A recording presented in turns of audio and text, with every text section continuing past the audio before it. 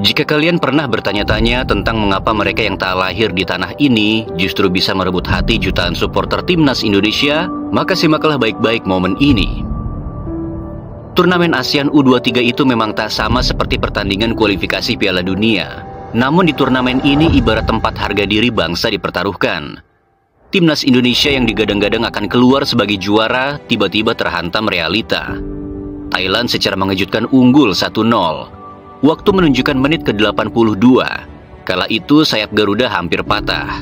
Semangat mulai padam dan tubuh para pemain mulai kalah oleh waktu. Lalu muncullah sosok pemain ini. Ya, dialah Jens Schraven. Ia memang tak lahir di tanah ini. Tapi ketika semua mulai menyerah, justru dialah yang terbang menyambung harapan. Sundulan itu bukan hanya menjadi sebuah gol. Itu juga seperti tamparan keras bagi siapapun yang pernah berkata, Indonesia sudah pasti kalah kalau lawan Thailand. Ya, Jens tak hanya menyamakan kedudukan, ia menyelamatkan harga diri kita semua. Di pundaknya, ia bawa satu pesan sederhana. Kami di sini bukan hanya untuk bermain. Kami di sini untuk menjaga merah putih tetap berkibar. Dan tibalah kita pada satu momen. Sebuah momen yang terasa sesak, seperti rasa sakit yang dialami Rizky Ridho saat melawan Bahrain. Juga seperti terpincangnya Calvin Verdong saat bertarung melawan Arab Saudi. Dan malam tadi, rasa sakit itu terjadi lagi. Rasa sakit yang tak hanya sekadar sakit fisik, namun juga rasa sakit yang seperti menguji tentang siapa yang benar-benar rela mati-matian demi lambang Garuda di dada. Dan yang memperlihatkan itu adalah Jens Schraven. Di tengah lapangan yang penuh dengan tensi tinggi itu, ia jatuh. Rasa sakit merambat dari kakinya. Tapi bukan itu yang membuatnya menahan air mata. Yang ia pikirkan hanyalah satu hal. Bagaimana caranya agar timnas Indonesia tidak kalah. Wajahnya meringis, kakinya nyaris tak bergerak, tapi tekadnya menolak untuk menyerah. Dengan napas yang tersengal-sengal, ia memaksa tubuhnya berdiri. Bukan untuk unjuk siapa yang paling tangguh dan mampu berdiri sepanjang pertandingan, tapi justru untuk satu tugas, membela tanah air yang bahkan bukan tempat ia dilahirkan. Ia berjalan tertatih, terpincang-pincang, menarik kakinya yang nyaris tak berdaya. Tapi tetap ikut mundur ke belakang, ikut bertahan, ikut menjaga benteng Garuda agar tak lagi kebobolan. Dan di momen itulah kita sadar, tak ada lagi beda antara siapa yang lahir di sini ataupun di tanah yang jauh di sana. Karena saat ada pemain yang tak pernah berhenti, bahkan ketika tubuhnya tak sanggup lagi berdiri, maka dialah bagian terdalam dari bangsa ini. Kita sepakat semua pemain, Hoki Caraka, Robby Darwish, dan Kakang Rudianto semuanya bertarung habis-habisan. Semua rela jatuh, berdarah dan kehilangan tenaga demi satu harapan, timnas Indonesia harus menang. Tapi di antara semua perjuangan itu, ada satu momen milik Jens Schraven. Sebuah momen yang seolah menyampaikan pesan tak tertulis, bahwa negeri ini, negeri yang dulu hanya dipandang sebelah mata, kini seperti mengharamkan kekalahan. Iya, kekalahan itu kini menjadi tabu. Haram bagi Garuda untuk kembali tunduk di hadapan mereka. Negara-negara yang selama puluhan tahun menjadikan kita bulan-bulanan, yang menganggap Indonesia hanyalah pelengkap, penonton, bahkan tim hiburan, ucap mereka dulu.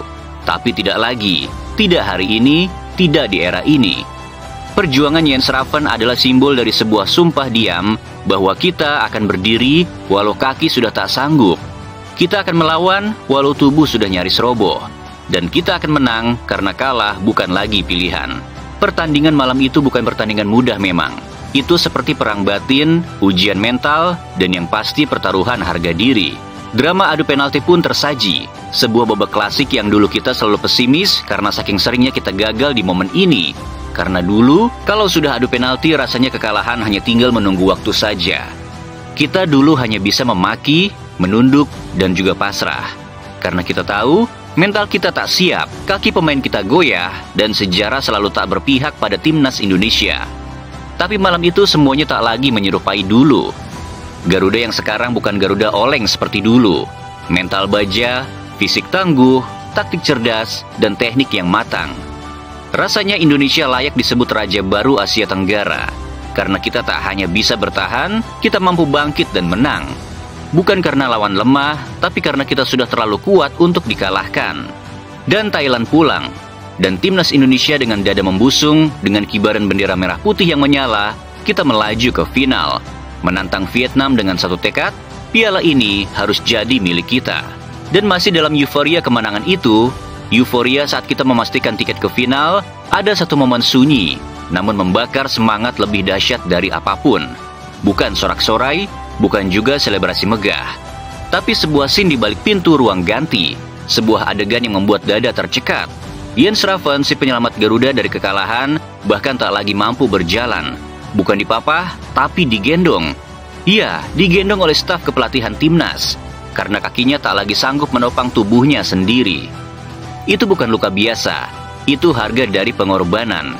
Itu juga menjadi bukti bahwa setiap tetes tenaga telah ia serahkan untuk merah putih. Tubuhnya mungkin tumbang, tapi semangatnya membuat satu bangsa berdiri. Dan dari pundaknya yang rapuh, kita semua belajar satu hal. Tak perlu lahir di negeri ini untuk mencintainya dengan sepenuh hati.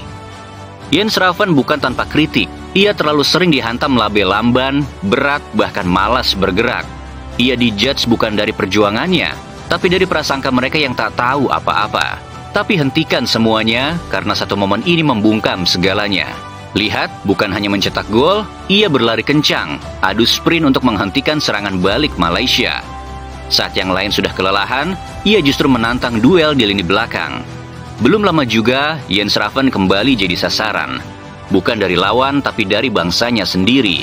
Ketika ia mengumumkan bahwa musim depan, ia akan membela Bali United, hujatan pun mengalir deras.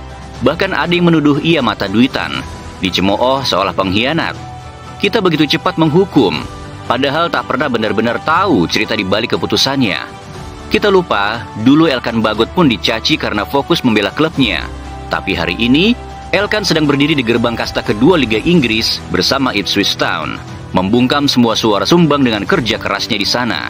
Dan kini, Raven pun memilih jalan sunyi itu. Mungkin di Eropa, ia terlalu muda untuk dipercaya, terlalu asing untuk diandalkan. Nathan Choaon, Marcelino, bahkan sang predator Ole Romani pun masih terseok untuk sekadar dapat menit bermain. Raven tahu, jika ia terus duduk di bangku cadangan, maka mimpi bermain di Piala Dunia hanya tinggal angan saja. Maka ia memilih jalan yang mungkin tak populer, tapi realistis. Ia pulang bukan untuk berleha-leha, tapi untuk bangkit dan membuktikan bahwa Garuda bisa terbang tinggi, bahkan dari tanah sendiri. Kemenangan ini bukan hanya milik para punggawa muda Garuda. Ada satu aksi diam yang menggema lebih keras dari sorakan supporter. Shane Patinama, pemain senior timnas Indonesia, membuat kita tertegun, terdiam, lalu angkat topi. Di saat para punggawa muda timnas berjuang di atas lapangan, Shane yang kini membela klub raksasa Thailand Buriram United memilih untuk tak bersembunyi. Ia ikut nonton bareng di tengah-tengah pemain Thailand. Ya, di tengah lawan. Dan yang paling membuat kita geleng-geleng kepala, ia tak ragu mengenakan jersey merah kebanggaan, jersey timnas Indonesia. Bukan hoodie, bukan kaos polos, tapi seragam tempur Garuda yang kata netizen, ini orang recall-recall di base lawan. Tapi sesungguhnya ini bukan hanya soal berani, tapi apa yang dilakukan oleh Shane adalah tentang loyalitas, harga diri, dan keberanian menunjukkan warna merah putih, bahkan di sarang musuh sekalipun. Dan malam itu, Shane bukan hanya menunjukkan dia bagian dari kita. Shane juga menunjukkan bahwa jiwa Garuda tak pernah mengenal takut. Dan akhirnya kita sampai di sini. Di babak akhir dari sebuah perjalanan yang tak pernah mudah. Perjalanan yang diwarnai cedera, cacian, dan rasa sakit. Tapi juga diwarnai oleh harapan, kebangkitan, dan semangat yang tak bisa lagi diremehkan. Lihatlah mereka satu persatu. Ada yang berlari dengan kaki yang nyaris remuk. Ada yang tetap bertahan meski dicaci oleh bangsanya sendiri. Ada yang memilih pulang ke tanah ini bukan demi uang, tetapi demi seragam merah yang mereka kenakan dengan penuh bangga. Mereka bukan hanya bermain sepak bola, mereka sedang menulis ulang sejarah. Sejarah bahwa Indonesia bukan lagi tim penggembira, bukan lagi kuda hitam, bukan lagi tim pelengkap kalender AFF, bahkan AFC sekalipun. Kini kita bicara soal negara yang mengharamkan kekalahan, tentang bangsa yang tak lagi gentar melihat nama besar di seberang lapangan, tentang mental baja, tentang tubuh yang jatuh tapi bangkit lagi, tentang Jens Raven yang dipanggul keluar ruang ganti karena kakinya benar-benar tak bisa berdiri, tentang Shane Patinama yang nobar di sarang musuh sambil mengenakan jersey Garuda, tentang Kelvin Verdong yang tertatih melawan Arab Saudi, dan tentang satu suara yang menyatukan semuanya, Indonesia tak akan pernah lagi dijual seperti dulu. Kita tahu jalan menuju Piala Dunia tak akan mudah. Bahkan yang terdekat, jalan menuju juara U23 pun pastinya tak akan gampang kita ambil. Di depan sana telah menunggu Vietnam, dan di timnas senior juga telah menunggu raksasa-raksasa Asia yang pernah membuat kita nyaris putus asa. Tapi hari ini berbeda. Kita tak lagi sendiri, karena seluruh rakyat Indonesia telah berdiri di belakang para pejuangnya. Dan jika sejarah harus berubah, biarlah Garuda yang menuliskannya dengan keringat dan air mata. Karena kini dunia tahu, timnas Indonesia tidak datang untuk bermain-main. Kita datang untuk menang. Dan hari ini, semuanya percaya jika bangsa ini benar-benar serius ingin mengubah peta kekuatan sepak bola Asia Tenggara, bahkan Asia. Dapatkah Jens Raven dan para punggawa Garuda Muda membawa kebanggaan itu kembali ke pangkuan kita? Biarkan waktu yang menjawabnya.